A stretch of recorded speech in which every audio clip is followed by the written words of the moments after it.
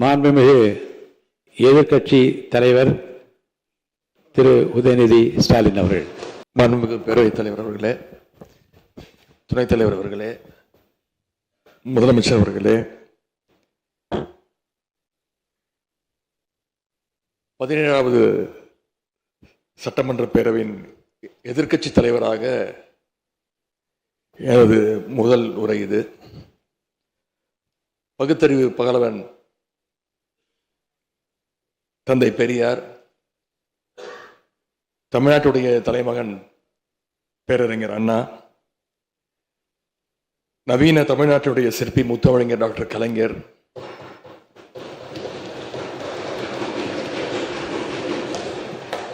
இந்தியாவுக்கே வழிகாட்டிய திராவிட மாடல் ஆட்சியை தந்த திராவிட முன்னேற்ற கழகத்துடைய தலைவர் திரு முத்துவேல் கருணாநிதி ஸ்டாலின் என எங்களுடைய தலைவர்களை எல்லாம் வணங்கி என்னுடைய இந்த உரையை துவங்குகின்றேன். முதல்ல என்னை 2வது முறையாக தேர்ந்தெடுத்து இந்த சட்டமன்றத்திற்கு அனுப்பிய என்னுடைய சேப்பாக்கம் திருவல்லிக்கேணி தொகுதி மக்களுக்கு என்னுடைய நன்றியை நான் இங்கே தெரிவித்துக் கொள்கின்றேன். அதே போல எங்கள் தலைவர் தலைமையிலான திராவிட முன்னேற்ற கழகத்துடைய கூட்டணிக்கு 1,82,82,782 வாக்குகளை தந்த தமிழ்நாட்டு மக்களுக்கு என்னுடைய நன்றியை நான் தெரிவித்துக் கொள்கின்றேன். அதேபோல எங்களுடைய கூட்டணி சட்டமன்ற உறுப்பினருடைய வெற்றிக்காக உழைத்த திராவிட முன்னேற்ற கழகத்துடைய அனைத்து நிர்வாகிகளுக்கும்,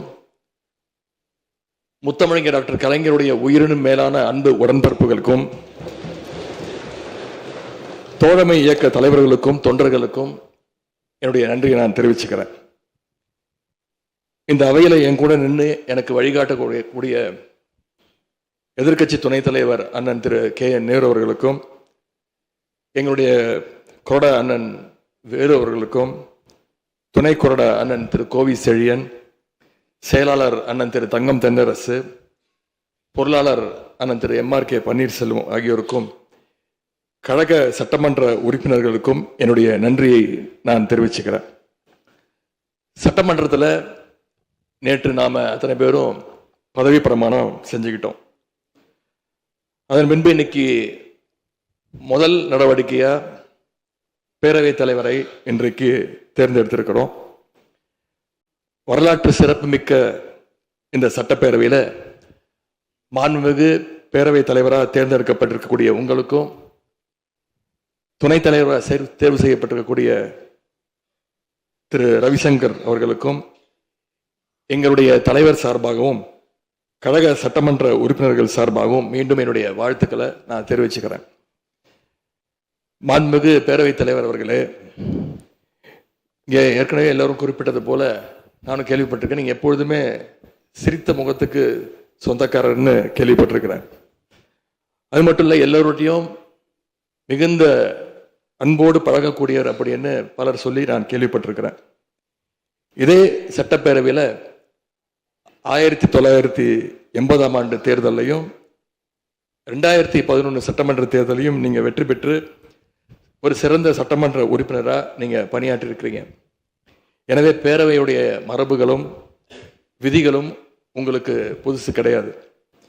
நீங்க தேர்ந்தெடுக்கப்பட்ட இப்பொழுது சேர்த்து 3 முறையும் ஆளுங்கட்சி உறுப்பினராக சட்டமன்றத்துக்குள்ள நீங்க வந்திருக்கிறீங்க. இந்த முறை எதிர்க்கட்சிகளையும் அரவணைச்சு செயல்படுகின்ற ஒரு பேரவைத் தலைவரா நீங்க பொறுப்பேற்றிருக்கிறீங்க. அந்த பொறுப்புல ரொம்ப சிறப்பா நடுநிலைமையோடு செயல்படுவீங்க அப்படிங்கிறது தான் எங்க அத்தனை பேருடைய எதிர்பார்ப்பு. அதே போல ஒரு எளிய பின்னணியிலிருந்து வந்த முதன்முறையாக சட்டமன்ற உறுப்பினராக பொறுப்பேற்றிருக்கக்கூடிய, மக்களால் தேர்ந்தெடுக்கப்பட்டிருக்கக்கூடிய திரு மாண்புமிகு ரவிக்குமார் அவர்கள் பேரவையினுடைய துணைத் தலைவராக உங்களுக்கு உறுதுணையாக இருந்து இந்த அவையை வழிநடத்துவார் அப்படின்னு நாங்கள் அத்தனை பேரும் நம்புகிறோம். மாண்புமிகு பேரவைத் தலைவர் அவர்களே, நம்முடைய மாண்புமிகு முதலமைச்சர் அவர்கள் நேற்று எங்களுடைய தலைவருடைய வீடுகளுக்கும் அனைத்து கட்சி தலைவருடைய வீடுகளுக்கும் சென்று வாழ்த்துக்கள்லாம் பெற்றுக்கிட்டு போனார். அந்த அரசியல் நாகரிகம் இந்த பேரவையிலும் தொடரணும் அப்படிங்கிறதா எங்களுடைய எண்ணம், எதிர்பார்ப்பு. ஏற்கனவே நான் சொல்லியிருந்தாலும் மறுபடியும் சொல்ல விரும்புகிறேன். திராவிட முன்னேற்ற கழகம் இந்த சட்டப்பேரவையில் எதிரி கட்சியா இல்லாம ஒரு ஆக்கப்பூர்வமான எதிர்கட்சியாக நிச்சயம் செயல்படும்.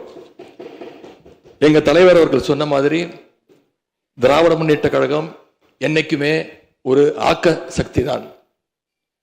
மாண்புமிகு பேரவைத் தலைவர்களே, இந்த பேரவைக்குன்னு ஒரு மிகப்பெரிய வரலாறு இருக்கு. இன்னைக்கு இந்தியாவில் பண்பாட்டு ரீதியாகவும் பொருளாதார ரீதியாகவும் தமிழ்நாடு சிறப்பா முன்னேறி இருக்கு அப்படின்னா இந்த பேரவையில் நடந்த விவாதங்கள், எடுக்கப்பட்ட முடிவுகள், இயற்றப்பட்ட சட்டங்கள், நிறைவேற்றப்பட்ட தீர்மானங்கள், இதெல்லாம் தான் ஒரு காரணம். பிற மாநிலங்களுக்கெல்லாம் ஒரு எடுத்துக்காட்டாக வழிகாட்டக்கூடிய வகையில் செயல்பட்டு இந்தியாவையே திரும்பி பார்க்க வச்ச சட்டமன்ற பேரவை இந்த தமிழ்நாட்டு சட்டமன்ற பேரவை. அப்படிப்பட்ட இந்த பேரவையில் ஆரோக்கியமான ஆக்கப்பூர்வமான விவாதங்களுக்கு இடம் கொடுத்து ஜனநாயக மாண்புகளுக்கு முக்கியத்துவம் கொடுத்து பேரவைத் தலைவர் அவர்கள் என்றைக்கும் நடுநிலைமையோடு செயல்பட வேண்டும் என்று நாங்கள் அனைவரும் விரும்புகின்றோம். நாம் எங்க ஆளுங்கட்சி எதிர்கட்சி அப்படின்னு எதிர் வரிசையில் உட்கார்ந்திருந்தாலும் தமிழ்நாட்டுடைய வளர்ச்சின்னு வரும்போது நாம் அனைவரும் ஒரே வரிசையில் முன் வரிசையில் நின்று உழைக்கணும்னு நான் விரும்புகிறேன். அதைத்தான் தமிழ்நாட்டு மக்களும் எதிர்பார்த்துக்கிட்டு இருக்கிறாங்க, விரும்புகிறாங்க. திராவிட முன்னேற்ற கழகமும் அதைத்தான் விரும்புது. எங்களுடைய தலைவர் அவர்கள் கடந்த 5 ஆண்டுகளில் அடிக்கடி சொல்ற ஒரு வார்த்தை, இது எனது அரசு அல்ல நமது அரசு என்று எங்களுடைய தலைவர் அவர்கள் அடிக்கடி சொல்லுவார். அதை நிரூபிச்சியும் காட்டியிருக்கிறார். சென்ற திராவிட மாடல் அரசுங்கிறது வாக்களிச்ச மக்களுக்கு மட்டும் இல்லாம வாக்களிக்காத மக்களுக்குமான அரசாகத்தான் செயல்பட்டு வந்தது. ஆகவே இந்த புதிய அரசும் அனைவருக்குமான அரசாக உங்களுக்கு வாக்களிக்காத மக்களுக்குமான அரசாக செயல்படும்னு நான் விரும்புகிறேன். இந்த நேரத்தில் இன்னொரு விஷயத்தையும் இங்கே நினைவுபடுத்த விரும்புகிறேன். மாண்புமிகு பேரவைத் தலைவர் அவர்களும் மாண்புமிகு முதலமைச்சர் அவர்களும் இன்னைக்கு எதிர்கட்சி தலைவராக இருக்கிற நானும் ஒரே காலேஜில் படித்த ஓல்டு ஸ்டூடெண்ட்ஸ். ஒரே காலேஜில் நாம் படிச்சிருந்தாலும் அரசாங்கத்தை நடத்துறதுல திமுக தான் சீனியர் பேட்ச். அது உங்களுக்கு தெரியும். 1967 ஆட்சிக்கு வந்தது திமுக தான். நாங்கள் தான் சீனியர்ஸ். அந்த அடிப்படையில் எங்களுடைய நாலேஜையும் எக்ஸ்பீரியன்ஸையும் நாங்கள் ஷேர் பண்ணிக்க ரெடியாக இருக்கோம். அதை ஏற்றுக்க நீங்களும் தயாராக இருங்க. ஏன்னா நமக்கு எப்பவுமே தமிழ்நாட்டு மாநிலத்துடைய நலன்தான் மிக மிக முக்கியம். மாண்புமிகு பேரவைத் தலைவர் அவர்களே, நீங்கள் போட்டியின்றி தேர்வாகியிருக்கீங்க. மாண்புமிகு முதலமைச்சரும் எதிர்கட்சி தலைவரான நானும் உங்களை அவை முன்னவரும் இந்த இருக்கையில் உட்கார வச்சிருக்கிறோம், அமர வச்சிருக்கிறோம். இன்னைக்கு உங்கள் கையை பிடிச்சி அழைச்சிட்டு வந்து உட்கார வச்சிருக்கிறோம். இனி எங்கள் 2 தரப்பையும் நீங்கள் தான் கையை பிடிச்சி அரவணைச்சு கோவம் இல்லாமல் கோவப்படாமல், நீங்கள் கோவப்பட மாட்டீங்கன்னு தெரியும், உங்களை கோவப்படுத்துகிற மாதிரி எந்த செயலையும் நாங்கள் செய்ய மாட்டோம். சட்டமன்ற ஜனநாயகத்தில் ஆளுங்கட்சி காதுகளாகவும் எதிர்கட்சி குரலாகவும் இருக்க வேண்டும். அதில் தான் இந்த அவையுடைய பெருமை நிச்சயம் அடங்கி இருக்கு. பொதுவாக இதுக்கு முந்தைய சட்டமன்ற பேரவை எடுத்துக்கிட்டா ஆளுங்கட்சி வரிசையில் அதிக உறுப்பினர்களும் எதிர்கட்சி வரிசையில் அதை விட குறைவான உறுப்பினர்களும் இருப்பாங்க. ஆனால் இந்த முறை கிட்டத்தட்ட ஆளுங்கட்சிக்கு இணையான எதிர்கட்சி வரிசை வலிமையா இன்னைக்கு அமைஞ்சிருக்கு. அதுதான் இந்த பேரவையுடைய இன்னொரு கூடுதல் சிறப்பு. இதன் மூலமா தமிழ்நாட்டு மக்கள் ஒரு முக்கியமான செய்தியை நமக்கு சொல்லி இருக்கிறாங்க.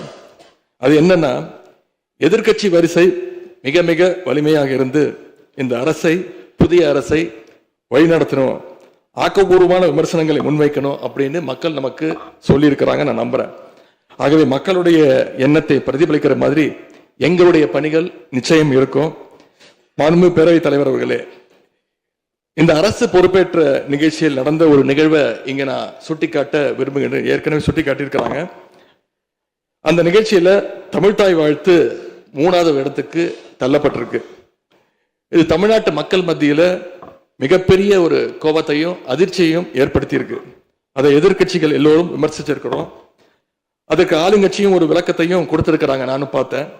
எங்களோட கருத்து என்ன அப்படின்னா, பாஜக ஆட்சிக்கு வந்திருக்கக்கூடிய மேற்கு வங்க மாநிலத்துல பதவியேற்பு நிகழ்ச்சியின் போது வந்தே மாதரம் பாட்டு பாடப்படலை.